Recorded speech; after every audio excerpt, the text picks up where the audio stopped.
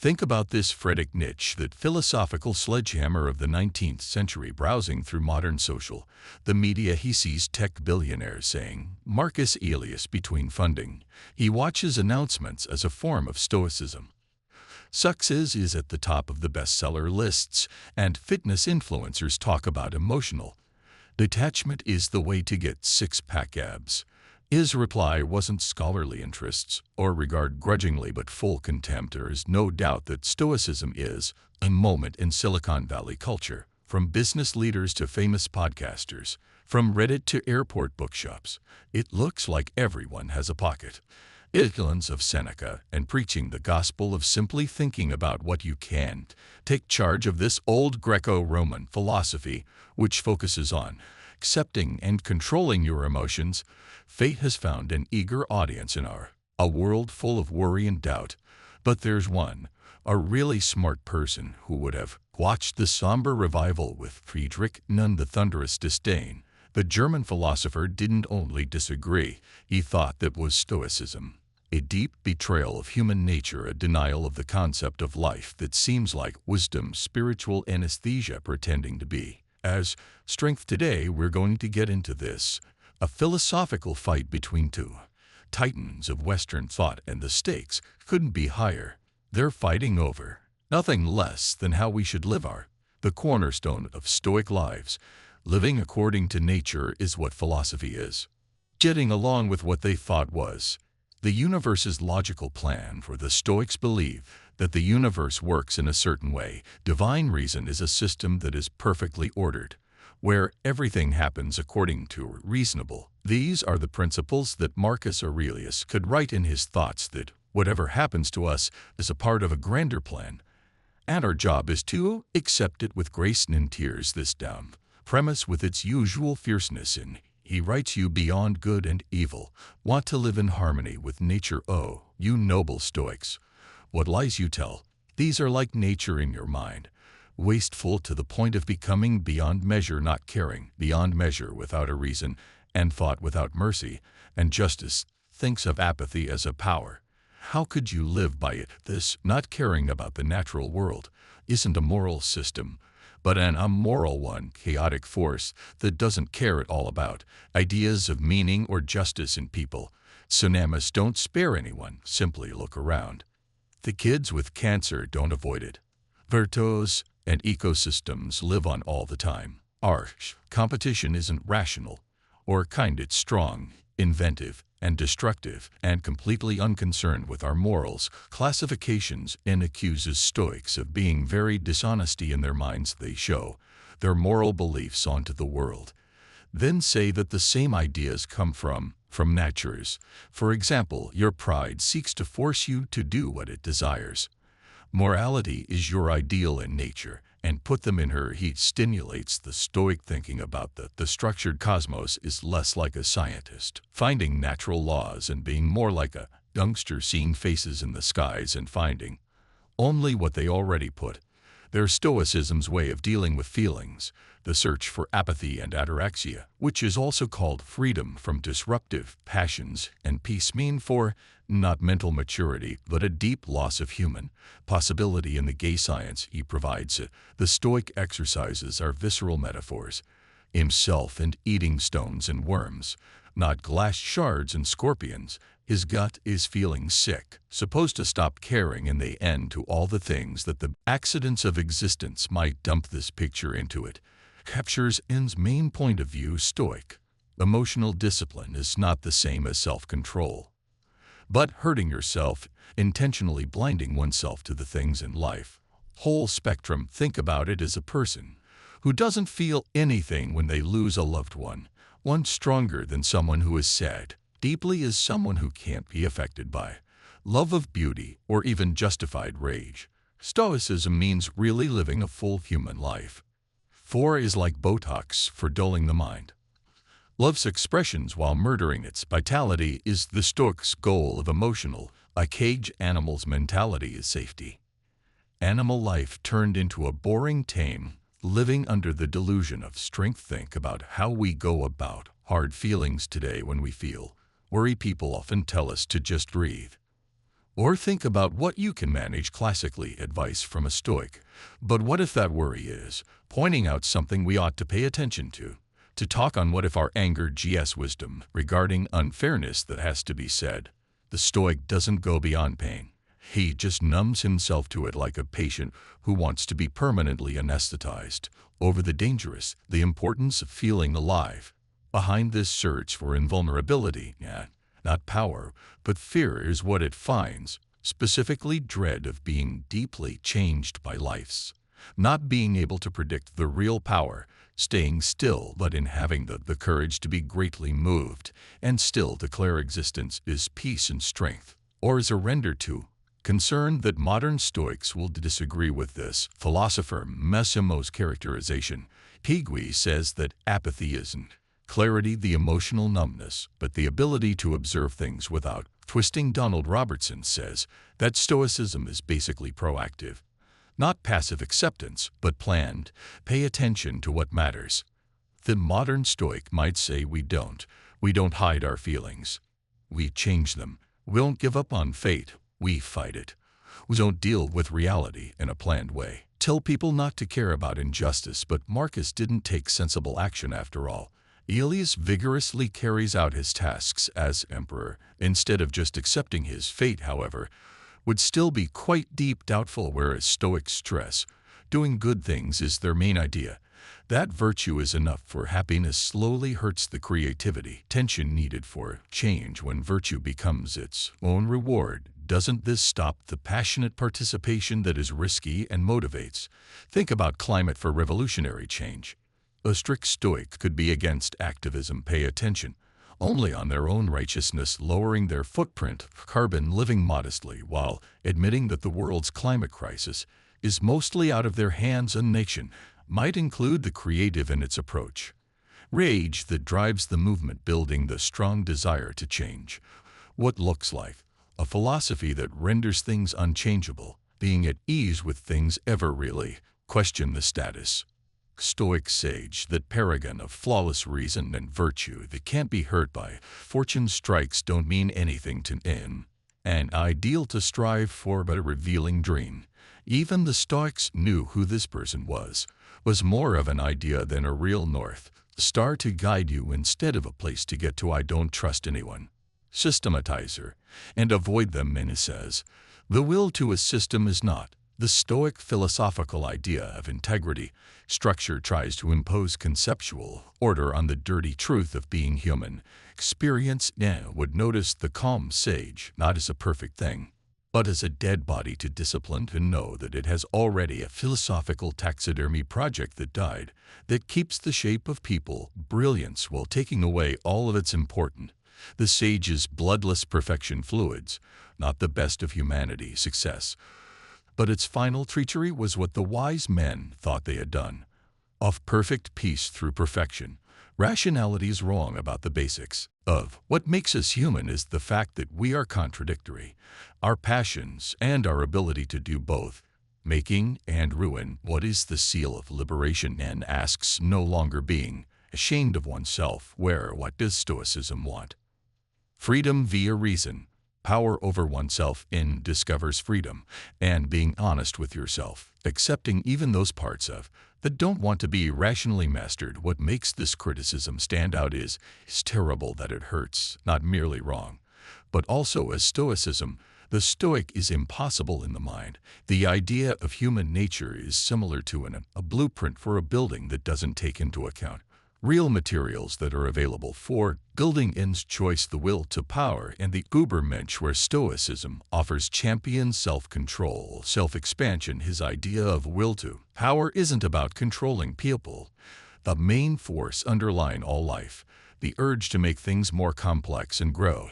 Stoics try to get over themselves, while acceptance to lessen suffering, sees pain as a way to change things. To think about human excellence, think about it this way. Would you rather be a stone that doesn't mold by the storm, or the storm itself forming the landscape with your power? The Stoic wants to be the calm ocean and pushes you to be the shattering wave. The Übermensch, commonly translated as over or superman, shows this way of thinking in action. Unlike the calm sage who gets to perfection through logic, the Übermensch generates detachment, meaning through deep involvement, turning pain into self-control by making their own ideals instead of taking them in and accepting contradictions, is strong instead of weak, and affirming life sans the supernatural consolations they make a deeper life that is self-determined. Think about artists that channel their own trauma into strong works of art. Business owners that keep failing over and over, changing an industry, or activists who change their rage at unfairness into movements that change the world. These aren't folks who were stoic, not being attached to their situation. They are people who totally accept personal experiences, which included pain, and change them into something. Nan's thriving doesn't imply anything. Promise peace but life full with energy, marked by intense creativity, force, and happy understanding like a bow drawn. Tao human magnificence comes out exactly from forces that are fighting each other in a beneficial way, tension instead of being resolved into manufactured harmony, where the Stoic looks the storm of human emotion as something to calm down and perceive it as energy that can be used. The Stoic builds walls against storms and life, windmills changing resistance into power. One philosophy wants to be free from, one wants to ride the turmoil of life, while the other wants to ride it like a beautiful and terrifying beast. So would you rather be a calm pond or a strong river making its own path? Stoicism's focus on the individual virtue that doesn't depend on outside conditions has an inherent conservative instinct by dealing with poverty, oppression, or unfairness as preferred indifference that do not. Stoicism makes it harder to find true happiness. Hard questions if happiness is achievable even when things are really hard. Question the mechanisms that make pain. If a slave can reach Adonia while yet being a slave, does this not indirectly support the power that is already there? How this dynamic plays out in structures, workplaces nowadays, where businesses. Stoicism discreetly encourages people to follow the rules. A lot of businesses support Stoic ideas through radical mindfulness programs, acceptance, and the mantra of taking charge, what you can control all the time, keeping up with exploitative behaviors. Text. Companies that help people be strong, employees are overworked, but they still resist. Utilization of substantial structural change. Stoicism as a technique, not for strength, but for endurance, comes from encouraging workers to be flexible. Instead of organizing, Stoicism becomes the idea of surviving in an unfair system instead of a way to changing it. Just look at Amazon, where warehouse workers have to work hard conditions while the business promotes wellness programs that teach employees to deal with their stress instead than dealing with its underlying causes. Or think about how resilience training in schools typically focus on helping children learn to deal with broken educational, fixing the systems instead of fixing the systems themselves. In politics, a similar tendency can be seen. People like Seneca gave advice to emperors on virtue and moderation, but not very often doubt the legality of the empire itself. Even when he told Nero to be a fair ruler, he was nevertheless involved in a fundamentally. Stoicism refines an unfair system, individual character, but stopped short of thinking about big changes to the structure, putting personal integrity first, the status quo, instead of challenging it. The base of power, nay, in comparison, won't accept systems that have been passed down as unchanging. When he said, "I am dynamite," it wasn't just hollow bravado. It was a dedication to being creative. Destruction, where Stoicism brings serenity, Nietzsche calls for it's within the system. He wants us to break up with annihilation. From hereditary limits, burn away what is dead and make it into something more accurate. The chaotic energy of existence is one of Nietzsche's most profound ideas.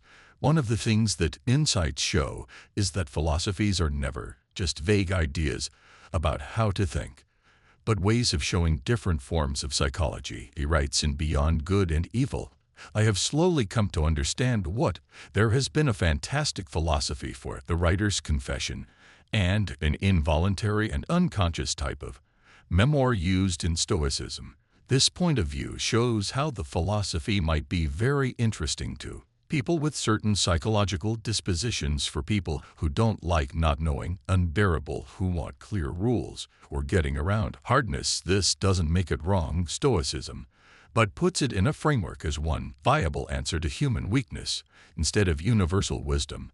Nietzsche's personal philosophy also appeals to diverse types of people with distinct minds, feel pain more when they are limited than not knowing, who finds established systems stifling. Each philosophy speaks to diverse spheres of existence. Stoicism talks about the dread of being too busy by outside forces and inward desires, whilst Nen talks about the fear of lessening by too much control and resignation. Of each philosophical system gives medicine for a variety of illnesses of the soul. Think about your own mood and what it does.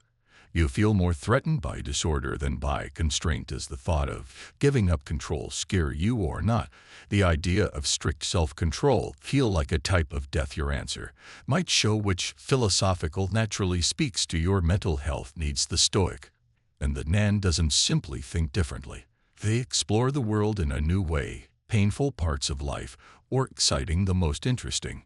There is a conflict between Nin and Stoicism in their ideas that seem to be the same. Fate acceptance ends, MRF love of fate, meaning accepting your life so you wouldn't change a single thing about you. At first, a moment of sorrow or joy seems very much like Epictetus as a lawyer, to want things to happen the way they do. Or yet this likeness hides a huge philosophical gulf between. The Stoic accepts fate since it comes from a initial in the end, cosmic order. This acceptance is ultimately excellent for reason. But metaphysical comfort rests on what happens must happen for the best inside God's plan, and fate's love for fate doesn't believe in any kind of cosmic reassurance. His universe doesn't have a divine plan, inherent meaning. His Omar Hadi stands for not giving up to a rational order, but defiant affirmation, even though the absence of order, a creative work that changes need into choice. My formula for greatness is destiny. Amor fati is what a person writes. One doesn't want anything to change, forward not backward, nor ever in eternity. Not just bear what is needed, but love. This difference shows the main distinction between Stoic resignation and an affirmation, where the Stoic looks for calm by accepting things. Cosmic design then makes sense. Through the artistic transformation of brute, need to think about how these are different, how philosophies deal with personal tragedy. The Stoic finds solace in the idea that even bad things happen for a reason in the cosmic order. Purpose in the order of the universe. When a loved one dies, the Stoic reminds himself that death is a natural part of life and component of a bigger scheme that he can't properly understand but must accept, and provides no such comfort when catastrophe comes. There is no cosmic objective to find out. Instead, he suggests something more extreme, the creative change of pain itself, adopting the basic substance of one's fate and thinking of it as not meaningful, since it was supposed to be, but one wants it to have meaning. An artist who turns their anguish into art. Powerful work doesn't take fate as the Stoic would say, they're changing it. With inventive will, our modern Stoic revival and its focus on acceptance of emotional regulation, things you can't control, and focus on yourself. Virtue would probably hit as a sign of our time and culture, time when self-improvement takes the place of self-creation, where managing emotions, replacements for passionate. What is the best thing about engagement? Yo can inquire, and thus spoke Zarathustra. It is the hour of immense disdain, the hour when even you start to hate happiness, and so are your reason and virtue true too. The beginning of philosophical growth is not just rules for happiness, but deep look at how Stoicism makes people unhappy. Advert is today as a way to boost productivity. A strategy to handle stress is to become a better worker. Or the philosophy has been for the entrepreneur, taken away from its deeper ethical dimensions and used in a new way as a mental tool for getting things done better inside current systems, instead than asking questions or changing them in a world that is experiencing problems it has never seen before. Technical change is hard, democracy is weak, and the environment is in trouble. Quiet acceptance our greatest strength. Or we might need the innovative disruption man, supported the Stoic split between what we can and can't control might look smart, but doesn't signify anything. Change typically starts with saying no to accept what people think are restrictions on what can change. The civil rights movement, feminist revolution, and the environment. Individuals started activism, not accepting set limits between the controllable and uncontrollable. If they had followed strict Stoic ideas, acknowledge the social, the things that were going on in their day as externals, would these be out of their hands?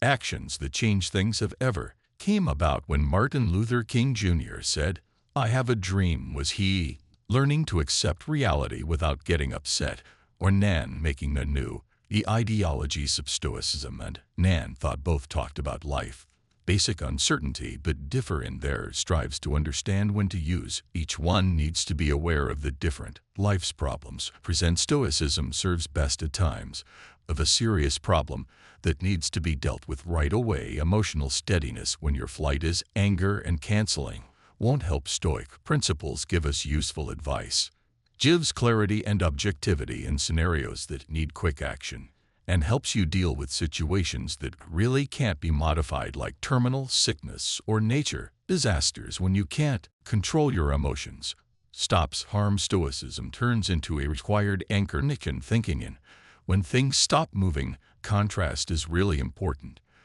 Creates growth, yet does will at times, demanding innovative rethinking when fighting against unfair systems. Needs strong dedication, and during phases of change that need accepting uncertainty instead of fighting against it when faced with systemic racism or environmental destruction. Nan creative enthusiasm may drive more than stoic change that means something, accepting going back and forth between these, not random, but needs to be done in a certain way. Philosophical insight, the knowledge to know what mode a situation is in, dictates that the real expertise is knowing when to make stoic strongholds and when to accept Nietzschean dynamisms. Back and forth between control and expression, acceptance and creation, terminate the natural rhythms of life. Self-understanding comes not from strict following any philosophy, but from the ability to move easily between them. Having many things, like Walt Whitman could argue that In's criticism doesn't serve to, not to prove Stoicism wrong, but to put it in context, show it as one possible answer to human weakness instead of the universal wisdom it sometimes shows. As himself admitted, there are a lot of different types of eyes. So, there are a lot of different types of truths, and so there is no truth. It's not which question. Philosophy is always right, but this shows you the way to go at this exact moment. So when you face life's problems, not only inquire what a Stoic would do, but also what would Nin do, and know that the answer that helps life today may share this. The truth today is different from the truth tomorrow. Theta with someone who believes in Stoicism is the answer to everything, or with an acquaintance who might benefit from what they hear about Nietzsche's strong feelings. Life in a different way is too hard for one. Ideals that match everyone, and the talk between these two might possibly help you find your way, your own journey with more insight.